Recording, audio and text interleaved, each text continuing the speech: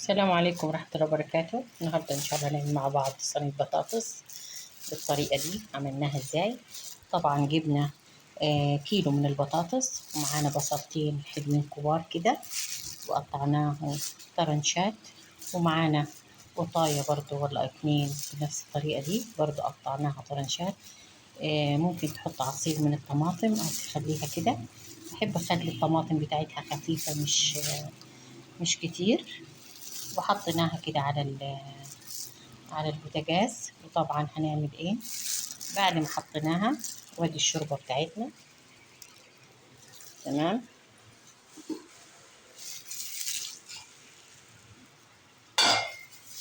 دي السمنه بتاعتنا، نحط لها معلقتين من السمنه او الزبده اهو بالطريقه دي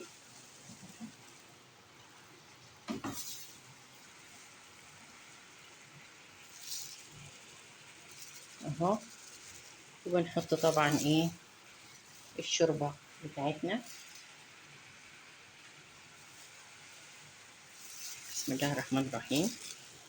ادي الشوربه طبعا كده.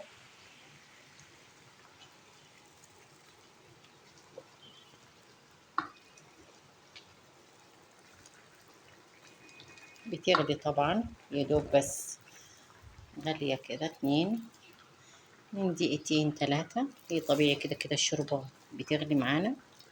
وبعد كده بنحطها في الفرن.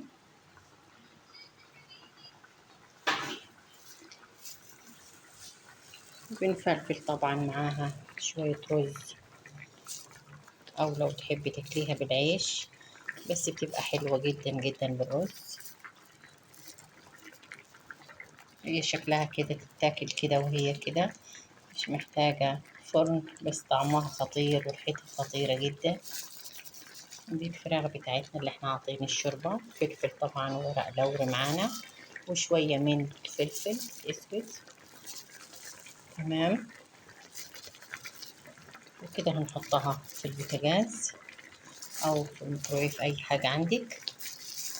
نصلي على نبينا محمد عليه افضل الصلاة والسلام، ونقول بالهنا والشفاء. والسلام عليكم ورحمة الله وبركاته.